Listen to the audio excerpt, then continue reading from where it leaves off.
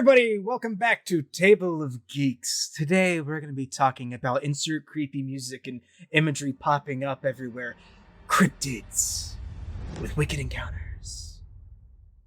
Hello.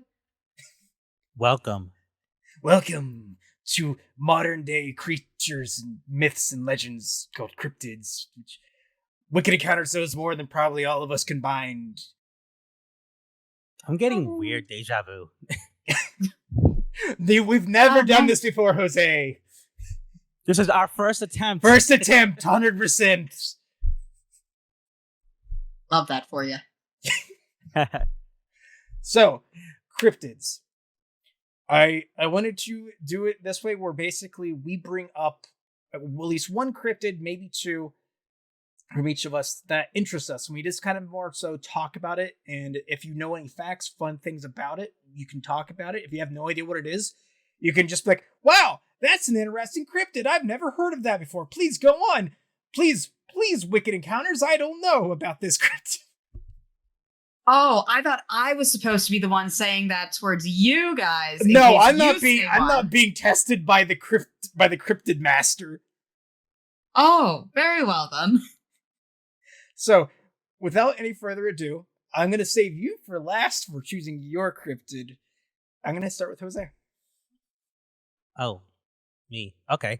Well, since I'm Puerto Rican, I guess I'll go with the chupacabra. I have to. It's an obligation at this point. So, for people who don't know about the chupacabra, it is a creature whose origin started in Puerto Rico, where I am from, and chupacabra is Spanish, basically, literally for a goat sucker, and the accounts for it, vary depending on where you're hearing the story from. Some people say that it is like a very heavy-looking creature. Some say it's very thin-looking. Some say it's as tall as a small bear. Some say it's as small as a dog. The descriptions vary. The only thing that they really tend to have in common is like big eyes, whether they be black or red, but like big eyes, spines down its back, and it is known for attacking and drinking the blood of local livestock. The stories of the chupacabra have spread. We have people saying that they've been having encounters in Mexico, Cuba, throughout most of Latin America, and then even in this like southern United States as well. And while doing research on the chupacabra to make sure I didn't miss anything, I actually found out that there's been apparently claims of alleged sightings of chupacabra in Spain. So across the sea, now we have sightings. But it originated in Puerto Rico. He is Boricua, just as me.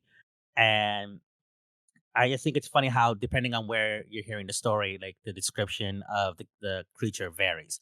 Like in the southwestern U.S., it's described to look like a small dog. And most people dismissed it as it's just like either like a coyote or a wolf or a dog with like mange. That they're trying to describe what people are seeing. But this cryptid is very special to me, not just because, we share a homeland, but because of the fact that it's the only one that I heard actual like news stories on. Like there were farmers talking about they found their animals dead, like goats and cows. And they were talking about it not because they believed it was a chupacabra, but because they believed that these farmers were actually killing their own animals for like their 15 minutes of fame. And it's really, in my opinion, pathetic that they would do something like that. But I always, as a kid, always wondered, like, what if they're not lying? What if, this weird reptilian, mammalian creature did drink their blood? So the chupacabra is the one that I chose just because, I think it's cool and it's Puerto Rican like me. Emma. I picked the Mongolian death worm, even though that has nothing to do with anything that is even remotely me. I thought it was super cool. So the Mongolian death worm originates in the Gobi Desert, which is, I want to say, and I could be wrong, I want to say is the desert slightly like north of China. It is, north of China Russia. and Mongolia. It takes up a large portion of Mongolia and a decent chunk of the upper area that borders Mongolia with China. Yeah. So the Mongolian death worm every time you like look up a picture of the worm or you look at what this legend has turned into in modern culture, it's this massive worm. But according to the original legends, it's actually only somewhere between 3 to 5 feet. And then it's very frequently depicted with like this bright red skin. It looks like a centipede almost, with like these pinchers on the front of it. And it doesn't have any head, like a head. It doesn't really have eyes. It just has like the little centipedal looking legs and this massive jaw. And the legend of it is that it just wanders around the desert, and it is incredibly I can't remember if the actual scientific term is poisonous or toxic, but if you touch it, beside the acidic poison that it spits out from its mouth, if it like bites you, if you even lay a hand on it, then it You just can die. murder You just die. Yeah, you get poisoned. So it's venomous. Okay. Yeah, that's the proper word. Venomous. It There have been apparently multiple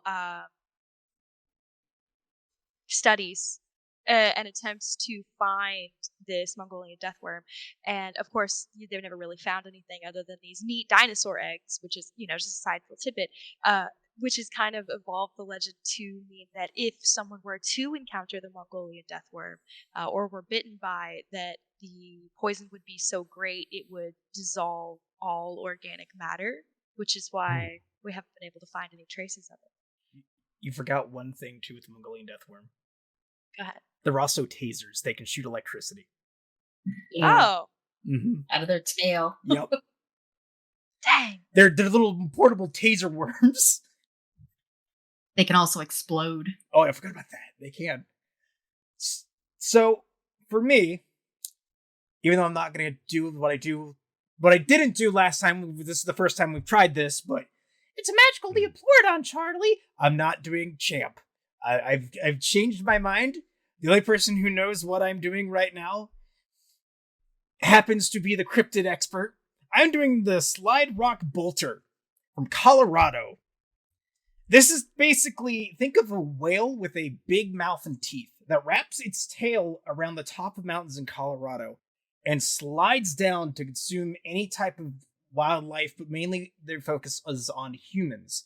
As 45-degree angle will slide down, eat anything in its path, and then it'll go to a next mountaintop and just kind of stay there waiting for more humans to come. This started in the 1900s and 1900s, and with this rumor, it got to the point where there was so much hysteria on it that a park ranger, I'm thinking in the 80s, set up a scarecrow with a bunch of dynamite and stuff in it. And it brought a bunch of tourists there and be like, oh, we're going to see it slide down and kill them. And they had it out there for 2 days. And of course, nothing happened. It was like, oh man, we can't watch it blow up. That sucks. I feel like maybe that was just an excuse for like country people to get excited. Colorado country folk just being like, I want to see dynamite go boom. Cowboys. Joke's on you. They don't need an excuse.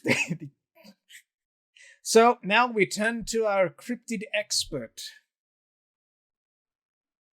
Let's see. So first, it's kind of interesting that you mentioned the chupacabra before, because there's also a Canadian chupacabra that eats cats and dogs. The two variants of it are the reptilian version and then another one called the blue dogs. And the blue dog variant is the one that is typically like said to like have mange, or that we supposedly have photos of, where it could be a dog with mange or a coyote, or it could be a chupacabra. One of the fun things from the reptilian version of the chupacabra is, unlike other creatures that have like the 2 top incisors for when they're biting, that would leave 2 puncture holes like a vampire, the chupacabra leaves 3. So that's why they always say, oh, this is how you can tell it's a chupacabra that did that, because it makes a really weird noise when it's sucking out that blood. And then it leaves literally something that looks like they got probed by an alien in their neck. Kinky. The Mongolian deathworm is super awesome because it inspired Tremor, Dune, and basically anything else that involves a worm in sand. It is something that I believe its original name is Algoi Kirkoi or something like that in the area. and it means intestine worm for that red color that it has. And I'm trying to remember, there's like this one horror movie where it's like the kids can't go in the sand or else they get like stabbed and then they're paralyzed and then they get eaten. Oh, it wasn't And like they're a really B movie with like worms that like shake up out of the sand. Yeah, I know what you're talking about. Yeah, it was actually in a car. It was actually a jellyfish. Actually, was it a jellyfish? It was. Oh, that's crazy. I always thought it was one of the Mongolian deathworm inspired things. But you see, you mentioned Tremors. That was my childhood movie. I love Tremors. Yeah, Tremors was literally all just Mongolian deathworms named graboids and S-blasters. And Burt Gummer with a bunch of guns coming to solve the issue of the American way, brother. Kevin Bacon. I'm just thinking of Thresher Maws from Mass Effect when you guys talk about this world. Yeah.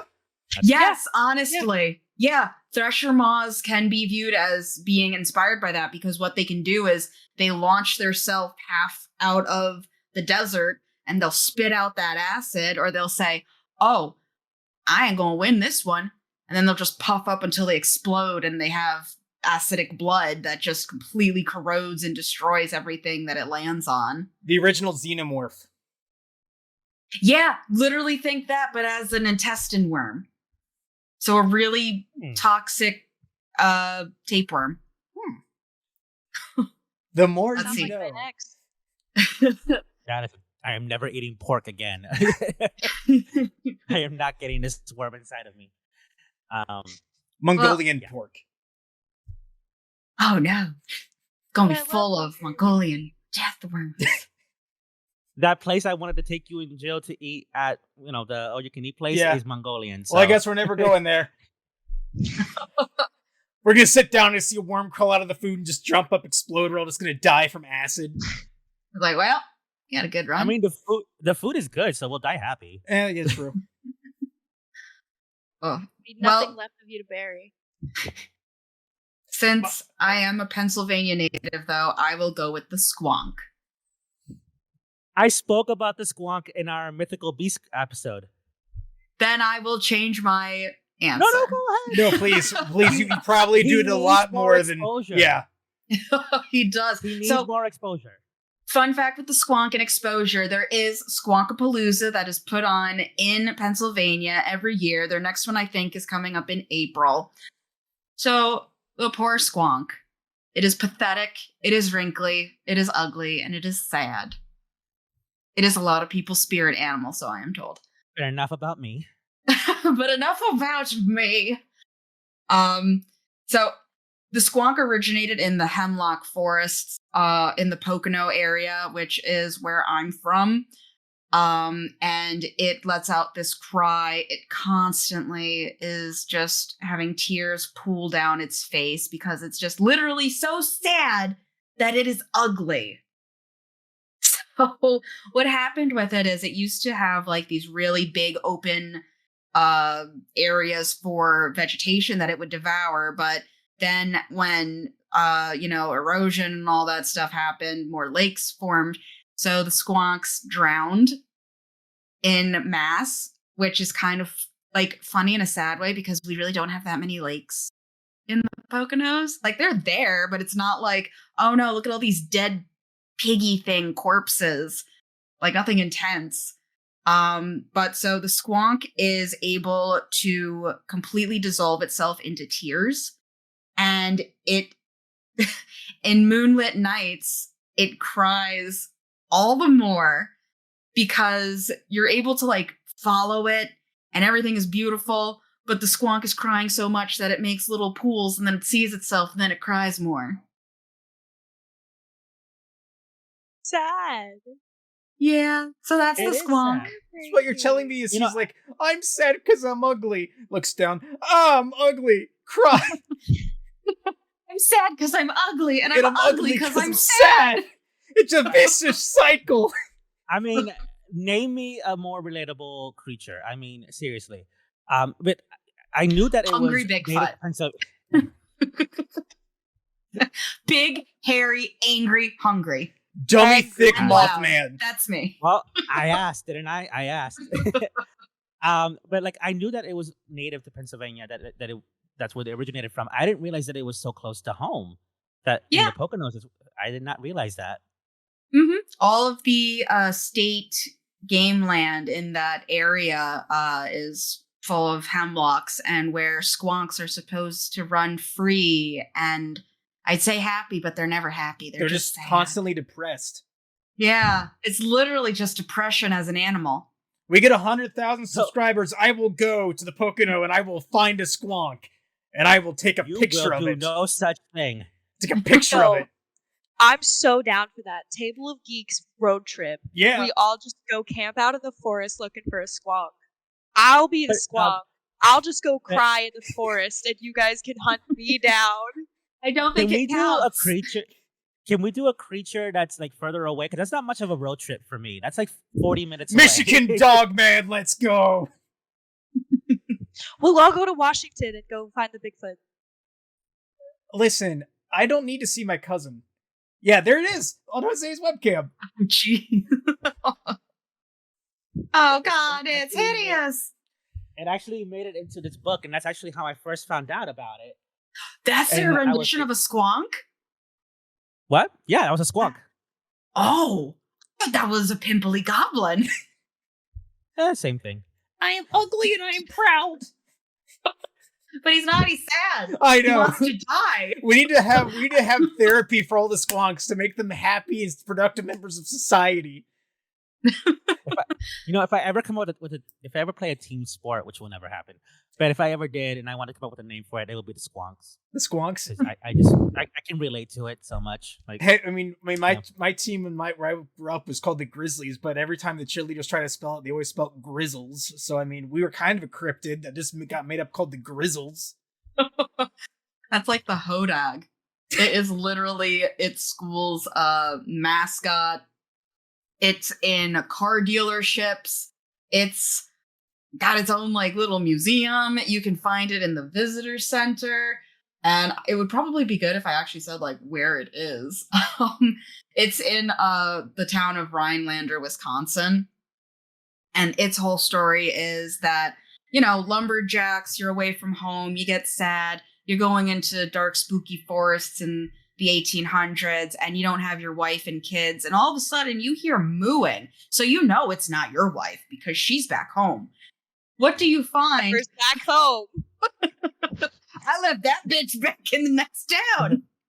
We don't need a new cow. We have cows at home. The cow at home. The cow at home. It's your wife.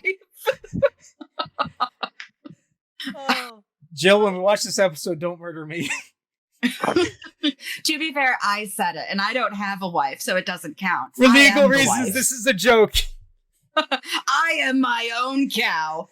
But so they were in the forests, and they would hear all these sounds and see these shapes, and it's Wisconsin back when it was nothing but woods. There's no cheese or beer. There's just depression, sweat, and trees. So in time, it came to be the legend that there's a Hodag in the forests.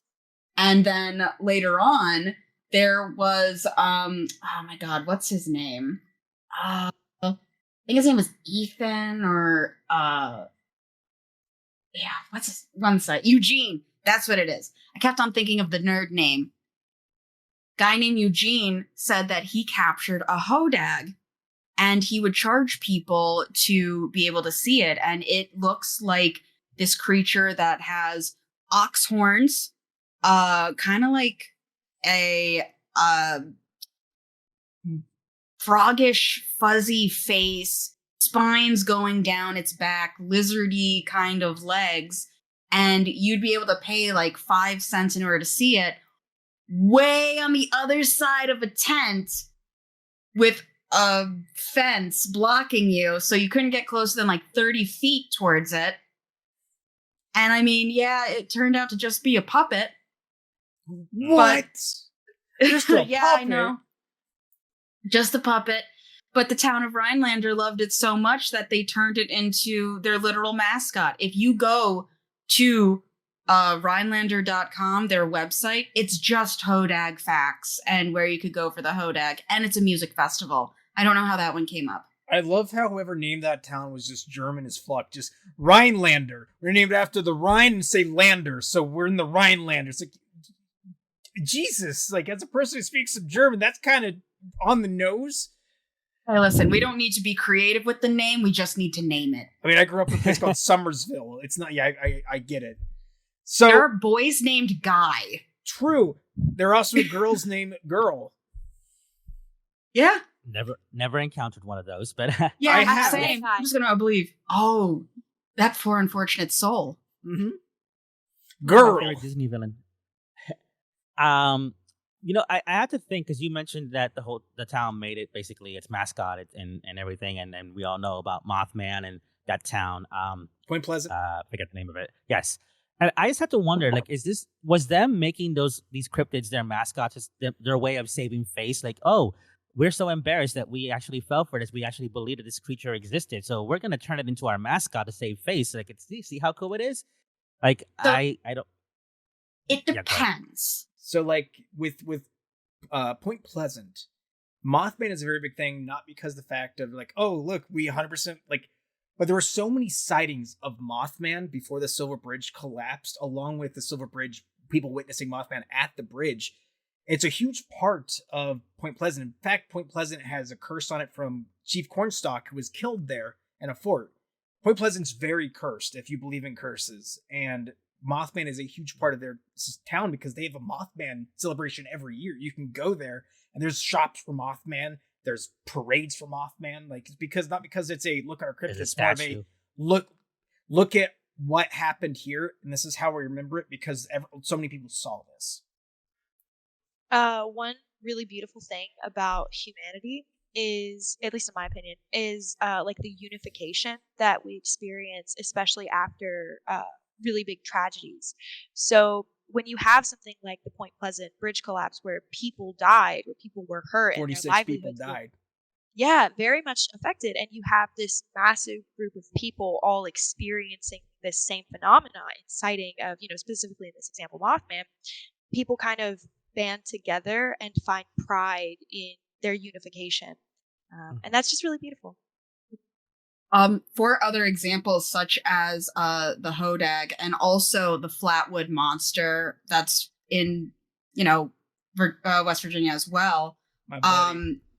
They do it as a bit of a pride thing because it's like unique to their area. It's what makes them different than the next town over, and also it brings in tourists and money. Flatwoods, like, since I grew up less than an hour away from Flatwoods, we had to go there anytime we'd go north.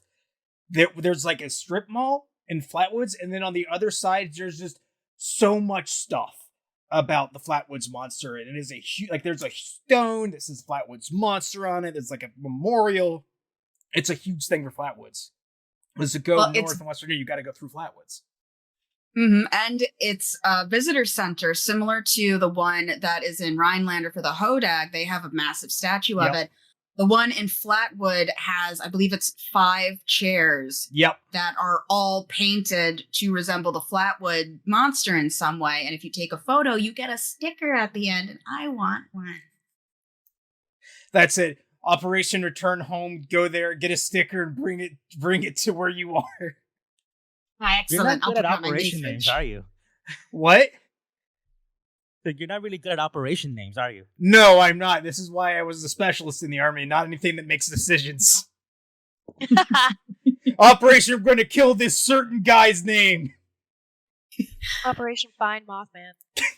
Listen, I'm down. I will go to the TNT area and I will look for Mothman. I'll be like, buddy, my grandma saw you. Please come out. I just want to talk to you. You're such a cool thing. Please. I mean, if he looks like his statue, I'll help you look. Come here, Mothman. I want to see the booty claps cheek.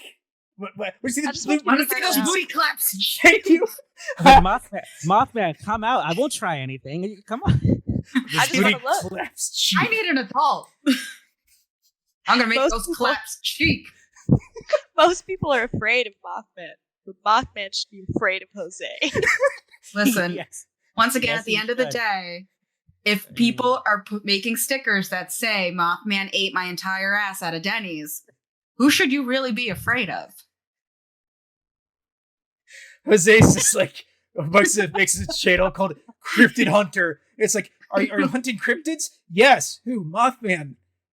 Are you like trying to find evidence? No, I'm trying to fuck them. The thirst is real. The thirst Trying is to get real. these claps cheeked.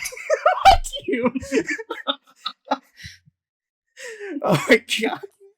Oh my god. One slip up.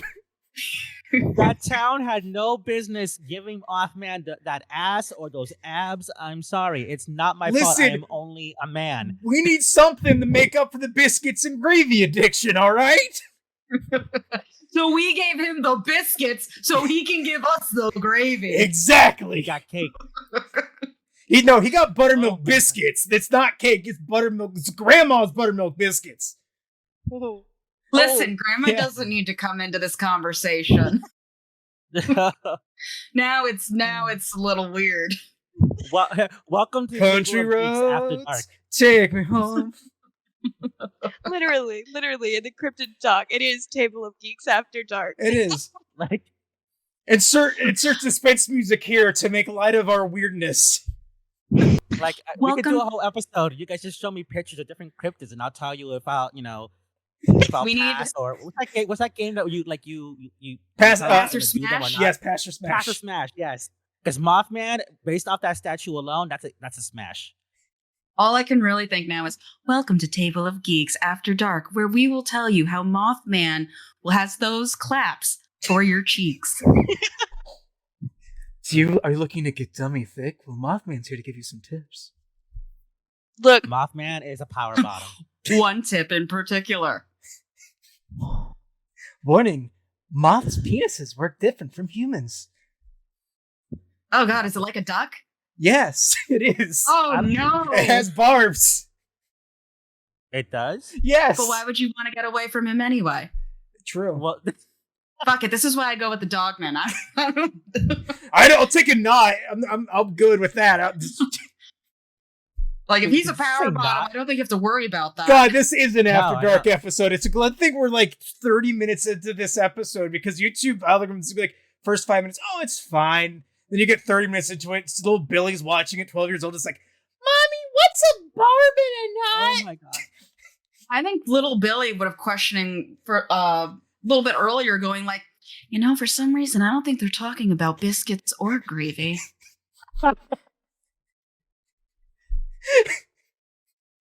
Mom, why are people talking about Mothman's biscuits with gravy?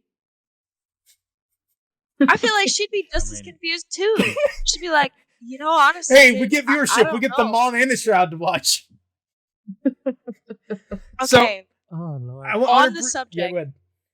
but slightly segueing, only slightly. Slightly. You know who else has no business having that big of a dumpy? Who? Bigfoot. Yeah, He's dude. supposed to This have is true. big feet. Dude, he has big feet. Okay, He got a no, big... You know No, what they no, say? no. Let me tell you one thing right now. Big dick. No, that is a myth. The size of the feet has. I mean, I've been with some guys with some pretty big feet, and let me tell you, dare question Bigfoot when it comes to myths? Bigfoot's gonna I mean, watch I this and start question Bigfoot, crying. Just like "Oh, it's, always. it's completely normal and average size for my kind. He's a grower, not a shower. Okay, it's fine. No. That moment where it's just like, hey, he looks like a button now, but let me tell you, you're gonna be paying $5 for this foot long, baby. Look, in that one photo of Bigfoot, okay, his leg is crossed over. You can't see anything important, but you can see that outline of that ass. You And know it's there. you know. He wears sweatpants when he's not out and about, and It goes past the Got that knee. dick. I need a sticker God. of No, I'm specifically thinking of Bigfoot Bigfoot. with It's gray just like sweatpants. gray sweatpants. Yes, that's what I was gonna say. You're just like, oh yeah, let me help you get out of the sweatpants. Slim Jim, we Uh-huh. just made a Oh, new no. advertisement for you. Oh, Just have no. him with The that, episode. pull that Slim Jim out of the pants. Oh, is that thin? So Damn. there's two What ways. What happened to the episode?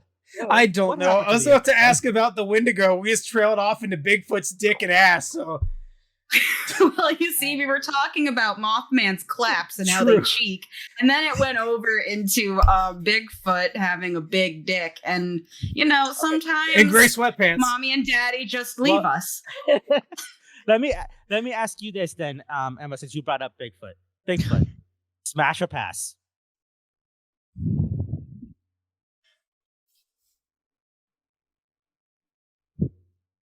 He is a teddy bear. It's a solid smash. See, there you go. Yeah, he's warm. We got a solid. Imagine cuddling with him after how warm he would be from all that fur generating heat. Look, I like a man with not a ton, but like a little bit of chest hair, a little bit of beard. See, I'm a distant cousin of Bigfoot. I am Bigfoot. If I take my shirt off, I'm wearing another shirt. So I mean, oh dear God. So it's okay. All right. Now, even though we talked about the Wendigo on the mythological creatures, I also want to talk about the Wendigo on this podcast because we kind of went real fast with the Wendigo, and the Wendigo is like my favorite cryptid, minus my OG Flatwoods Monster and Mothman. And also, is it a cryptid? Technically, yes, it is. In the way that culture shifts, where it has come from a legend or a cautionary tale into the modern pop culture type sense, yes. But like technically, you could make the argument that it isn't a cryptid per se, but for modern culture purposes, he is. Oh, I need to do something. Y'all are so brave for saying that name. Y'all all live farther north than I do, and I know you are not supposed to say that name because if you say that name has power. I'll start saying Wendigoon then. And I'm gonna call him W Boy. That's what I'm gonna call him, and even that spooks me a little bit. Sounds like a lot of Wendigo. Before we get to the Wendigo, though, I'm gonna say this: attention, people of Vermont, Chappie, and Lake Champlain, Chappie. Fuck you. All right, I'm good now. I like how you're calling him Chappie, like chapped ass instead of Champy. Listen, Champy, whatever the fuck he is. Listen, you have an issue? Come to Rochester, New York. I will bring it on. I'll show you what happens when you mess with this Nichols County Yahoo. All right? Unlike that one guy who threatened to bash my head in for calling him Champy. Yeah, says Champy, I'm going to murder you. Why? It's a cryptid in a lake. It escalated fast. This episode has spiraled out of control. Champy. I'm sorry. Welcome to my everyday life. We're either very angry or very horny. Like, I don't... Listen, that's a good balance. That means all of us need to get some tension away after this episode. I'm having date night tonight, so... you are going to get some. You'll be ready. So, Wendigo. Started off as a spirit that possesses people. Now is a 10-foot tall skeletoid cryptonoid with a deer skull face that mimics people. That stole that from a skinwalker. Well, so I kind of wanted to go back a little bit towards the is it a cryptid side. So cryptozoology is kind of the coverage of any animal that we don't fully understand yet. So like, for example, a platypus used to be a cryptid. The great ape used to be a cryptid. Yeah, because the colossal squid. The colossal squid, very much so. One that we were like, we're pretty sure it exists, but we do not have definitive proof. Yeah. Therefore, we can only really assume that it exists. And that made it fall under cryptozoology as far as people that were studying them. There's a lot of animals that started out as cryptids before they were actually like introduced to regular zoology. And like with the platypus, like it denies all normal things with a mammal. But that's why people thought it didn't exist. It lays eggs. It's poisonous. Like there's so many weird things about the platypus that we were like, oh, this isn't real. It's real. It exists. Look right there. Mm-hmm. For Wendigos, they were always Native American in origin. The story of a evil spirit that possessed the body of a person who committed what is viewed as like the ultimate sin, which is cannibalism. You've taken a life and you've consumed it for your own purposes, which morphs them into this greedy, disgusting creature. Right there. Kind of like that. Yeah. They're very emaciated. A lot of them, like White, they have gray larger mouth. skin. Yes. Their entire purpose is to just suffer from an intense desire to eat and never being full. And this creature can't die. Its purpose is to just be cursed, to constantly desire more and more flesh. Later on, the idea of it being destroyable by fire was introduced as just kind of a way to seem like humans have some way of beating it. Yeah, some way to give children hope. But in original stories, there's no safety. That's why if you hear whistling at night in a forest, you do not answer. You leave the area immediately. And that goes for a few different cryptids, but I do believe it initially was formed from Wendigos, because you don't want to turn into one. Yeah. Something... Yeah. Well, good. Oh, good. No.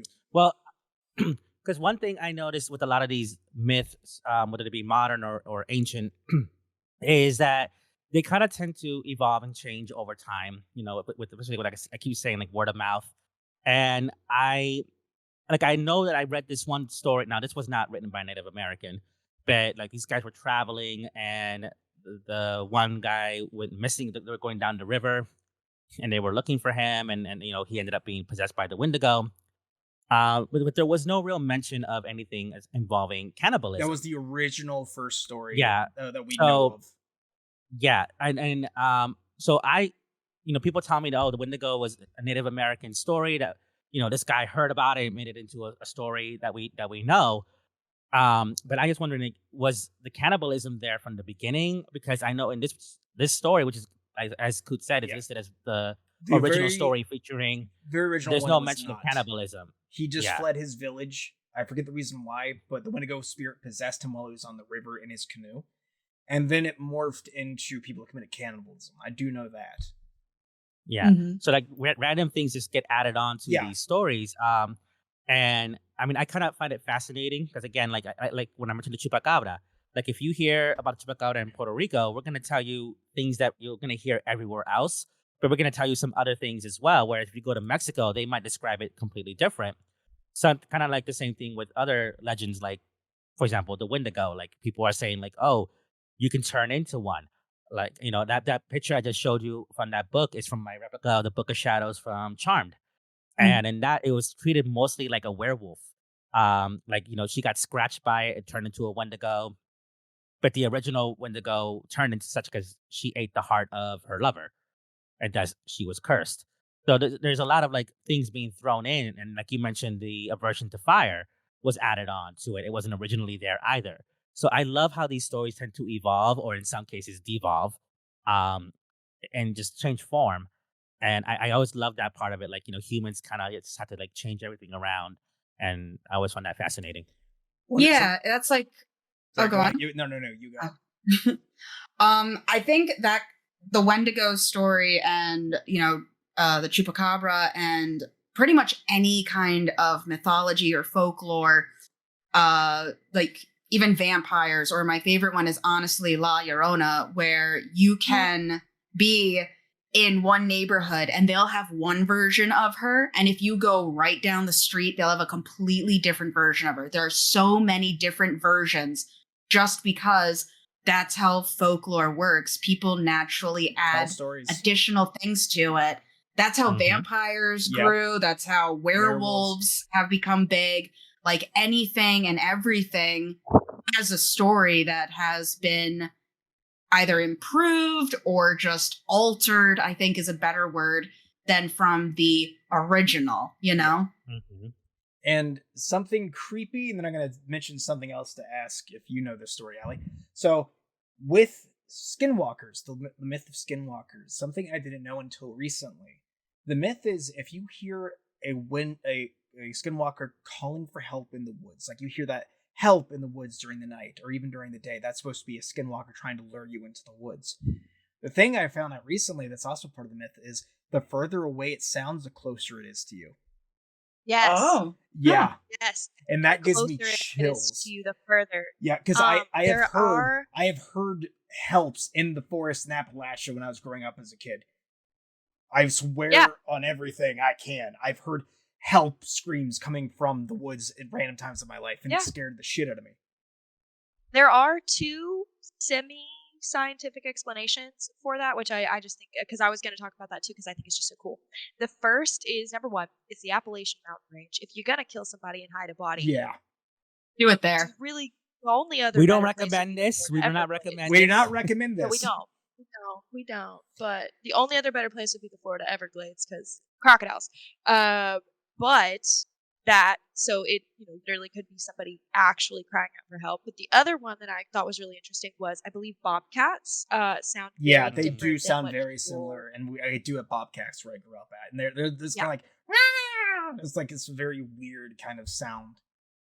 And though like I consider myself very superstitious, and like I do, not getting too deep into that, but like if there were some sort of like actual scientific explanation for the myths that we as Mhm. humans tell ourselves, they are cautionary tales. They are, don't go towards that help, don't go towards that whistling because oh, it's a spooky ghost or a spooky creature, but like in reality it could be a bobcat Yeah. that's going to tear you apart and eat your flesh. And the Or a thing dangerous person. Yeah, Yeah, and the or a thing about dangerous the person. Appalachian Mountains too is the fact of anybody that grew up in the Appalachian Mountains, if you walk out into the woods, or hell, anywhere in the East Coast with woods, you walk out in the woods, you'll find weird shit. Like you'll find an old barn that's in the middle of the woods, or you'll find a car that has no reason to be. Like there's so much strange things in the Appalachian Mountains and other areas of the East Coast that are woodland.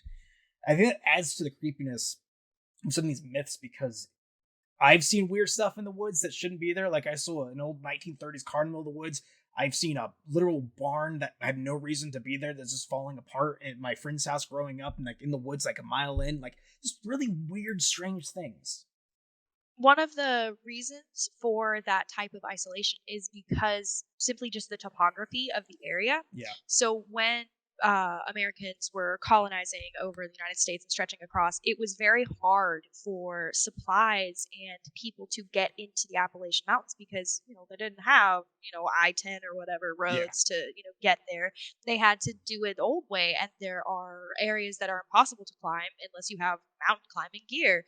And because of that, it's one of the reasons why things, especially like in this area, why there's been a lot of slow growth, or like why this area is still so dependent on coal, because coal came in for the industry to make all this money, and that's really what saw this huge boom in that area was when they were able to pour the money in for the coal production. But before that, it was very isolated and very cut off from the rest of the world. All right, Ellie, do you have any particular cryptid that you find extremely fascinating that most people don't know exists? Ooh, that most people don't know exists. Ooh. Man, I was just hoping you were going to say cryptids in general, and I could just do the cop out of dogmen. All right, do the Dogman then. I love dogmen. They're so fluffy. They're so buff.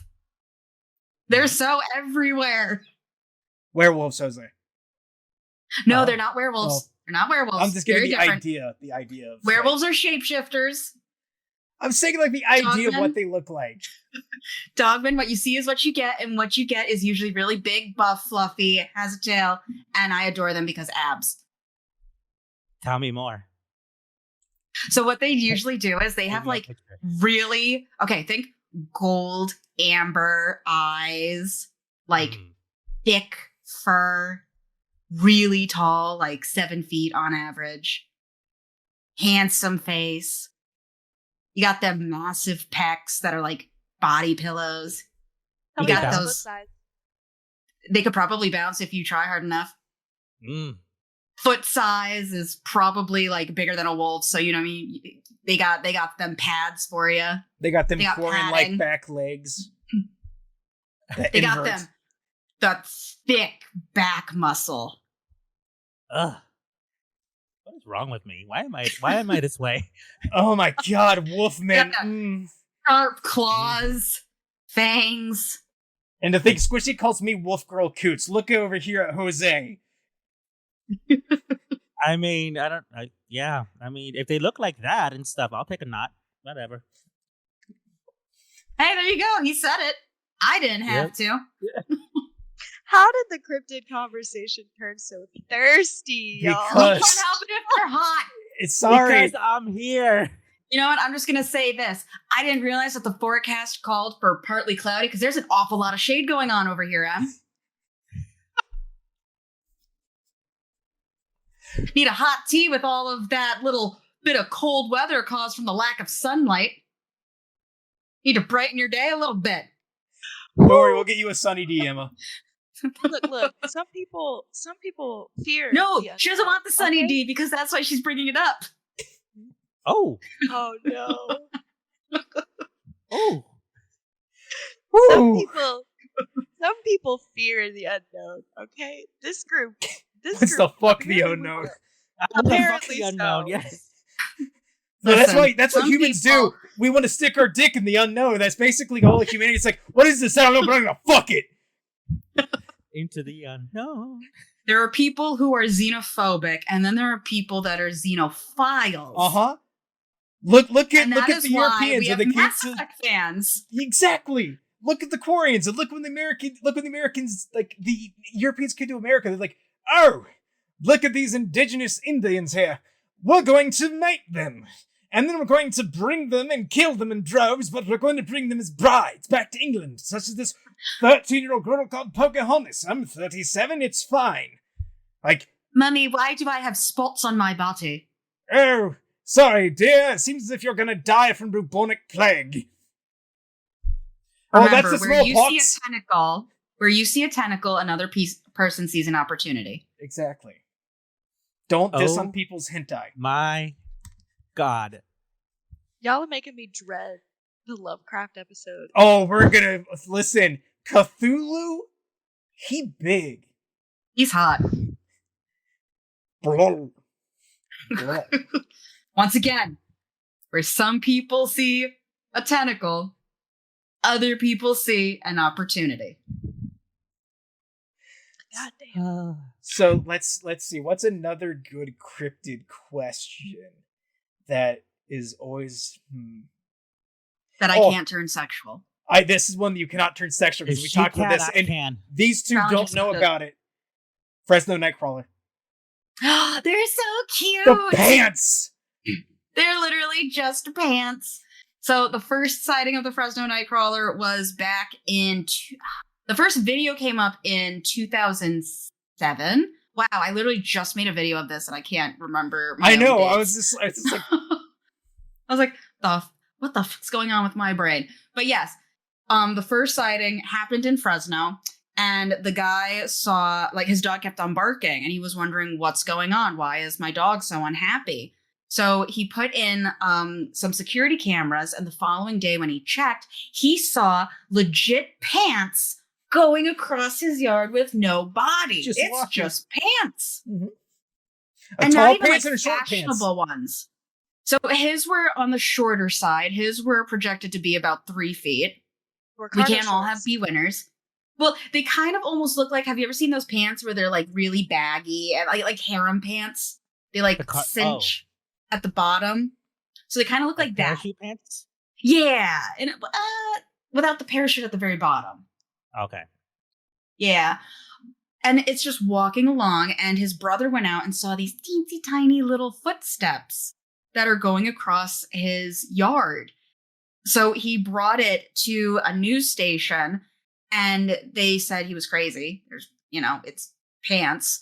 And he tried 2 more times to show it to them until finally a guy brought it to MUFON, who determined, yeah, no, those are legit just pants that are sentient.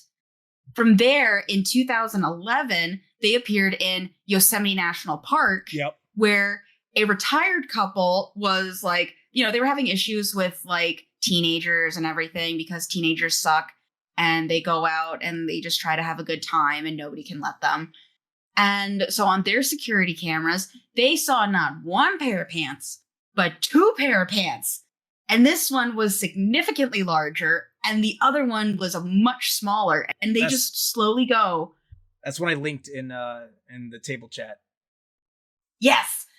And they just slowly go from left to right as they just make their little steps across the scene. Would it be hard to fake? No. Like, you can easily get stilts and make something like, but it's still, the idea of it is very strange. The idea of all of these creatures is very strange. I wonder if they leave footprints behind.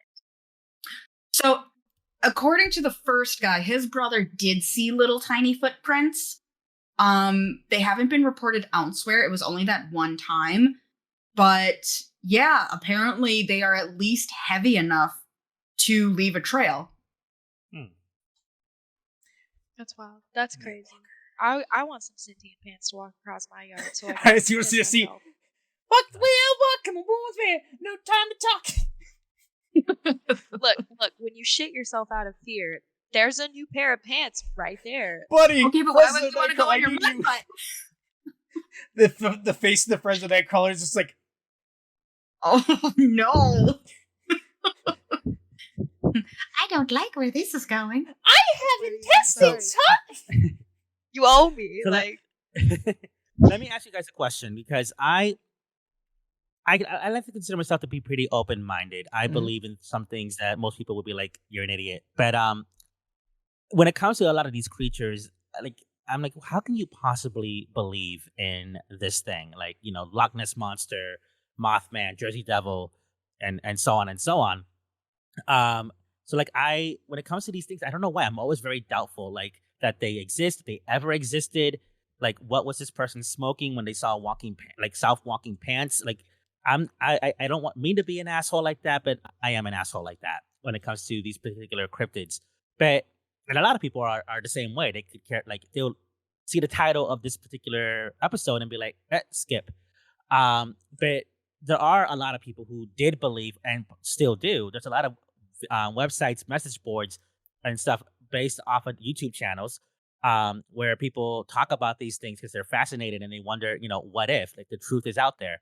What is a cryptid that you have heard about that you believe could actually exist? And what is one where you're like, simply like, there's no way? The first one I was going to say platypus. only because picture you're back 100 years ago. Mm-hmm. You understand that there are the 5 kingdoms. You understand the difference between mammals and reptiles.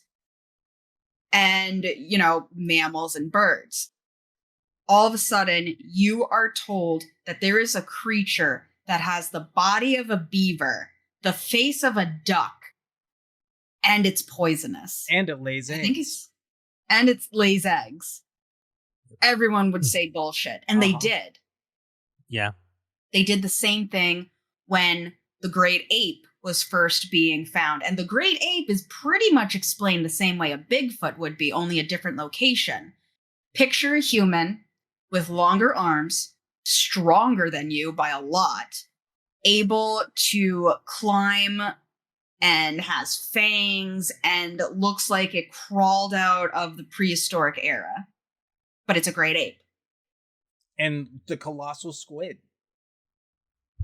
There's no way that something that is potentially 150 feet long could exist. But meanwhile, we had proof of it from their battle with whales. And then all of a sudden one washes up ashore and it's like, okay, that there is a sea monster. Mm-hmm. And for all intent and purpose, it is, because where the hell did it come from? How the hell does it exist? And how can we explain it? The fun part about science and cryptozoology is, like, when you say cryptozoology and then you say science, it's, you're automatically like, kind of like an eye roll for most people. But it actually is a science, because things that we think might not be possible, we do not know that much science. It could be, and we just don't understand that level of what's going on. Yeah, so I am studying to become a scientist, and I'm also, like, very spiritual. but I do try to Mhm. keep like a scientific approach to like a scientific method to what I believe. And that's just me personally. But like I don't know, like it's the power that lies in human belief is Mhm. absolutely insane. Like that can move mountains, that can get people to do things that they never would have thought they were going to be able to do before. I mean, you've heard of like a car rolls over their children and the mother like lifts the car, and it's that's a little different, but just the power of the human mind Yeah. And if is somebody told you phenomenal. that 98-pound woman lifted a car, you're like, no, she didn't. When our Yeah, adrenaline's up, we can do a lot more than we think we can. yeah, and so I definitely think that there are like certain cryptids that very much could believe. I do believe that like with the advent of video recording and like audio recording, that we should probably see them at some point. We should have some kind of something. But But look at the there is discovery of the colossal squid and the what was it, the yeah giant ape? yeah Yeah. there are Yeah. just things that It, are so we're hard to discovering new things reach. every day. Yeah. Now, with that though, like with Bigfoot, there are so many versions of him Mhm. that it gets ridiculous. Like, I Mhm. think Bigfoot could definitely exist, but I do not think that he summons UFOs and has psychic powers. Yeah. It's like, Like, look at that's the Yeti. where- Like the Deslov Pass, the people say the Yeti did that in the Deslov Pass, but could it be? Yeah, because there's some really weird stuff happening, but also could be an avalanche. But we don't know. There might be a giant white ape that lives up in the Ural Mountains in Russia. We don't know. And it's just such a remote area Mhm. that capturing something, especially something that could very possibly be sentient in the same way that we consider humans sentient, Yeah. something that maybe doesn't want to be found, like that could definitely be an addition there as well.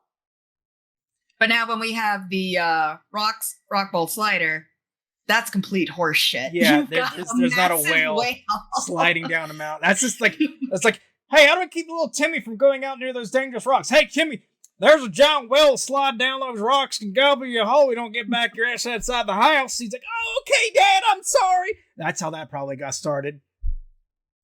Like, just the idea of it is so absurd. It It is. holds I love on it, to but the it's so top of a absurd. mountain. With its tail. Yeah, it holds onto it by its tail, and then it slides down, and that Yep. momentum helps it go back up another mountain so it Broad. can loop its tail around. It's its open That is- broad. That is absolutely insane. See, Absolutely insane. with mentioning the cryptid like belief thing with me, I know I said this in the mythological things, but I do believe at one point werewolf or something akin to a werewolf existed. Because again, look at the beast of Jabadon in France. That is verifiable evidence of a large wolf that was eating people, and the army was sent there. A guy killed it. It was sent to Versailles. There were witnesses testifying, seeing it. There's some weird stuff that happened in France in the town of Abaddon with the beast of Javadon. Like I believe werewolves existed. Do I think it might have not been a curse? It might have been a genetic issue with the wolf, maybe, possibly, but we don't know. That's why I think it's such a cool idea, because the idea of we going, oh, a werewolf exists. I'm not saying I'm imagining man just turn into a wolf, but our mind will play tricks on us. So if we see a wolf with mange that is also huge because of a genetic trait, our brain's going to go, that's not right. And then we'll try to piece together disassociative information together to try to make something seem to make sense. Yeah, the human brain is fantastic when it comes to pattern recognition. Yep. Now I know you guys were saying that the W boy was not originally a cannibal, but it is possible that, I mean, it's psychologically, it is physically possible that if someone were trapped in the Appalachian Mountains and, Donner Party style, couldn't get out and didn't have any food and had to eat their companions, their mind could break. They could see themselves as a monster, as possessed by this otherworldly spirit, and continuing this habit of being a monster because they believed themselves to be that. Well, that's something else. Like with the story of the Wendigo, like the actual traditional one is, they say another example is, as Ellie said, the gray skin. Another one too is that their face and their hands would always be covered in blood. And if somebody's cannibalizing people, yeah, their face is gonna be covered in blood. They're gonna have pale skin because they're not going to get the proper nutrients they need from human flesh. Like, it is an actual thing that will happen to somebody. You go insane if you consume human flesh. Like, literally, our brains cannot comprehend it, and we will start losing our mind. Okay. I thought the insanity was only if you ate the brain or around the genitals. That's what I was gonna What I'm say. saying is like if You eat can flesh. scientifically eat human flesh. Oh You yeah, can I'm do saying that and like we'll be okay. It's the brain Yeah. and the spinal cord that will. Okay. There's like a specific disease that you can. But that's does from that the not track fascination with the true original crime. story of the Wendigo of balding? Yeah. Yeah, exactly. Oh yeah, no, it's just like flesh in general. Like Oh yeah. I mean, look, the people that crash in scientifically, Argentina. it won't hurt Yeah, you. the people that crash in Argentina, they had to eat their soccer team like that. they were Yeah. fine. Physically, it might not hurt you. Mentally, Mentally, you like- might you're not gonna be in the fucked. right. Oh Yeah. hey Tom. Jose's like, listen, I eat human meat all the time. I'm fine. Hey Tom, I'm sorry I ate your leg. Do you forgive me? Ah! I'll take it as a yes. Yeah. I gotta get a jab in somewhere. I Jose. mean, yeah. But no, like there was definitely people who explained like the whole, like for example, werewolf thing, like that they called it like they were suffering through some kind of lunacy. yeah, mental psychosis. You know, with the moon and everything like that. Like they just, you know, and so it was more like a wolf within, not so much I'm turning into an Yeah. actual literal like wolf. the drawing so- you're talking about, like with that guy who's like on all fours eating a baby, like that kind of. Yeah. Mhm. And now Tender. Was he a dingo?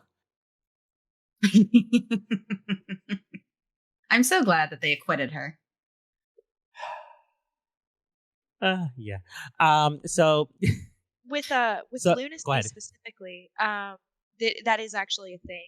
Lunacy Mhm. specifically refers to an insanity around the time of the moon, hence Luna. Mhm. And people do actually tend to have higher, heightened emotions during the time of the full moon. And that sounds like, oh, this is a spiritual thing. No, It's no. not. Being a You first can ask responder, yes. Full first moons are the responders, worst. PR nurses. Full moons get insane. Hotel They workers. see more people come in with worse types of injuries because people genuinely do experience heightened emotions during the time of the moon.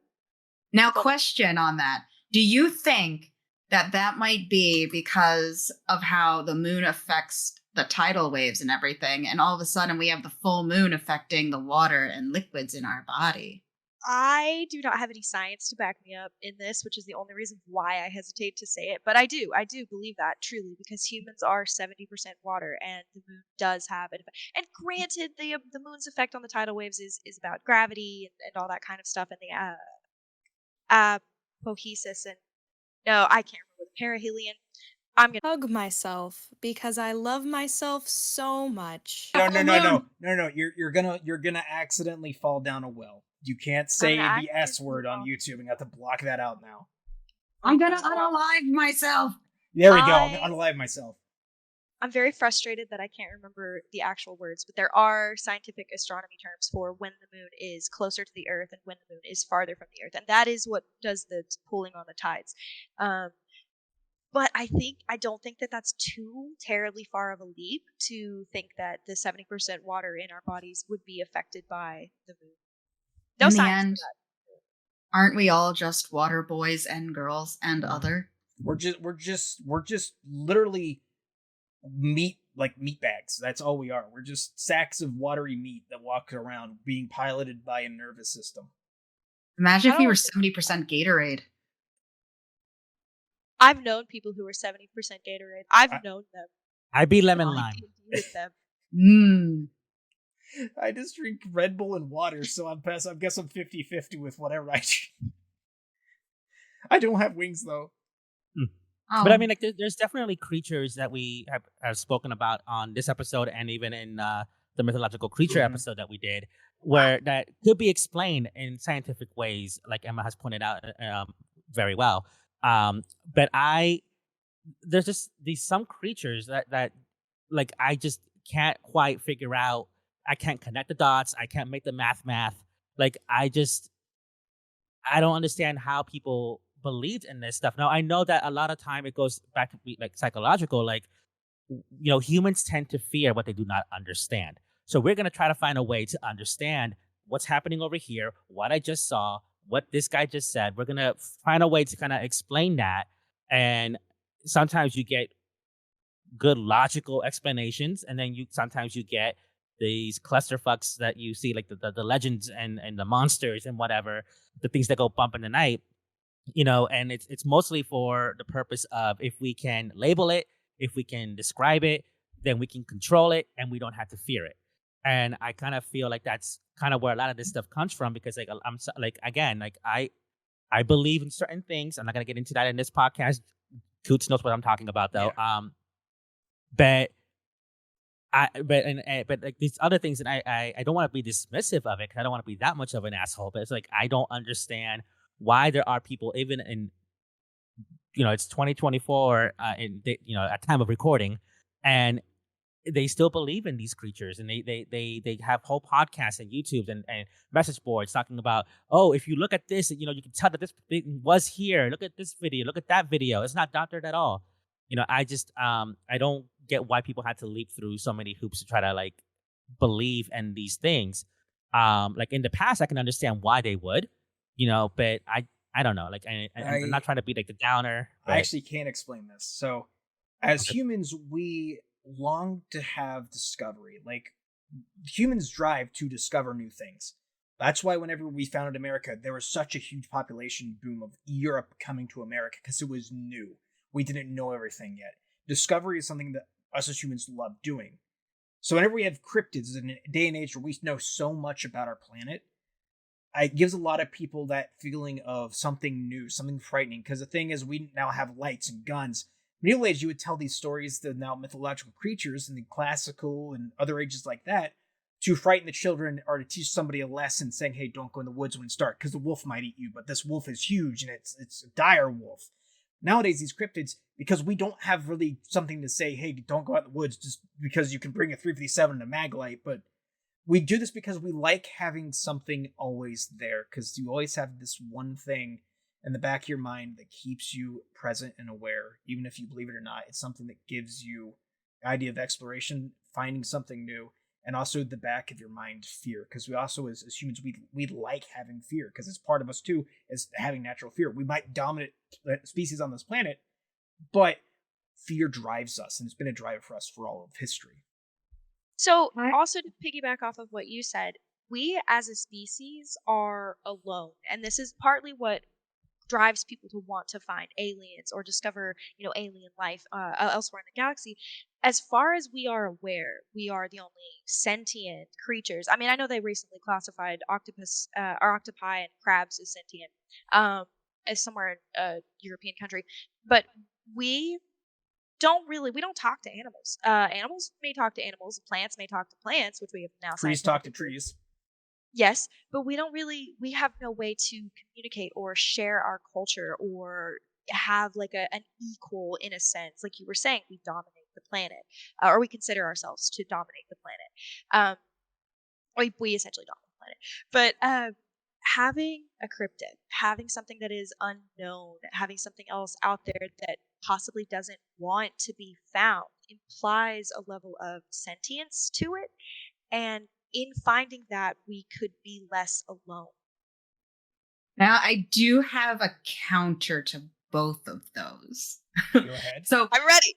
The one thing is, while we know a lot about what we already know about the planet, we do not know a lot about Earth. We have explored, I believe, only 10% of the ocean. Yep. When it comes to the areas, where there's a lot of woods, like Appalachian, impossible to really fully explore in detail. There are sections in Virginia, Washington, Canada, I'm including in there. Wyoming, Montana, Yellowstone National Park.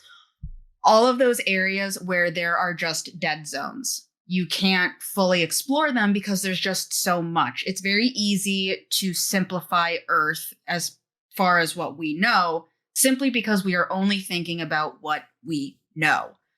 So what a lot of cryptozoologists do when they're seriously looking for Bigfoot or things of that nature, because once again, when it comes to cryptozoology, the reason for why it's easy and why you should always be skeptical is because there are the animals that possibly exist, or the creatures that possibly exist, and then there are the creatures that are made up. They're a myth.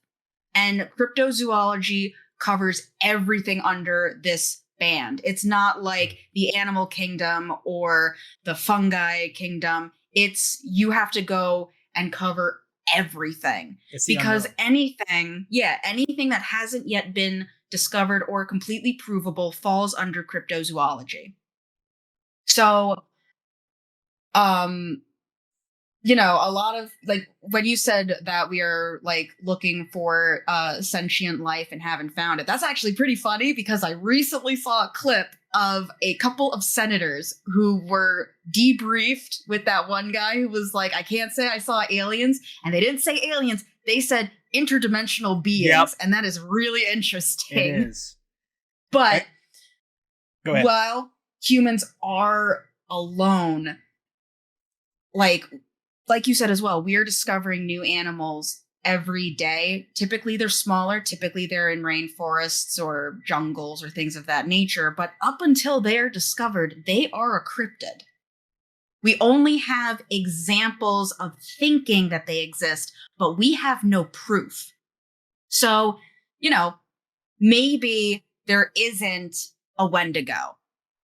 More than likely there isn't a Wendigo. But was there a human who at one point could have been deemed the Wendigo? Or are there people in general amongst cannibals, headhunters, because they exist? We know that there are cannibalistic societies to this day. And that's unnerving. If one of them was to have psychosis and go on an eating spree, wouldn't that in a way deem them a Wendigo? They're eating people. They're evil, as far as we are concerned. Jeffrey Dahmer's a Wendigo. In a way, he was. I mean, he just wanted a sex doll. Yeah. But if you have somebody where their whole purpose is, I'm constantly hungry, and there was a guy who did that. I can't remember his name, but he ate a baby. Yeah, I know you're talking about. I can't baby. remember his name, but I know what you're talking about. Yeah, he was in an insane asylum. Yep. They're technically Wendigos. For Bigfoot, he might exist. We don't really have any definitive proof, but we also still say that there's no such thing as mountain lions in Pennsylvania, but people have seen them on their CCTV cameras, Same as West and Virginia. we say that's not true. I've seen a mountain lion in West Virginia, and people say that they don't live there. I've literally physically seen one. Yeah, so when it comes down to it, if you look up cryptids, you will see that Pennsylvania mountain lions are a cryptid, because they are said to not exist. But we have it on video. We have photos of them. And yet they're still said, no, that's not true. So yeah, that's my little bit about cryptids. I really like that explanation. I think right there is a good ending point. I like the whole discussion you just had with everything about a counter argument to basically cryptids existing, which I personally do believe cryptids exist too. I actually want to go back to school for cryptozoology. But with that, we're going to go ahead and head off because this is a longer podcast. Yes, was it? Before we go, because we had the pleasure of having Allie for 2 episodes of this podcast. But Allie, we didn't give you a chance last episode to say, where can people find you? Yes. You have a YouTube channel. Do you have a Twitter or anything like that? I do. So I do. On YouTube, which is where most people will hopefully find me, I go by Wicked Encounters. Just look for my little blue avatar. You'll also see it in the bottom in the description as well. Even better. On Instagram, I go by Wicked Encounters. On Twitter/X, I go by Wicked Encounter because it was too long to fully fit. And I am also on Facebook and on Blue Sky still as Wicked Encounters. I actually have Blue Sky. I'm going to have to follow you on that. Yay! And for anyone who is listening to us on Spotify or watching us on YouTube, we also do have a profile on X, and I'll work on doing one for Instagram. It's on X. We are formerly known as Twitter. We are known as the Table of Geeks Pod. You can look at us there. You can follow us there. I post links to the videos. If you want to just follow us, you can get notifications that whenever we post, and that's where you can find us. All right. With that, we're gonna head off. Everybody have a wonderful night. Sleep soundly. Dream about the different cryptids leaping outside your door. Mothman. Jose, Dog man. It's a different kind of dream that I think he Allie. meant, but it counts. Listen, you can also include a wet dream if you wish. With that, bye everybody. Hola. Goodbye. Adios.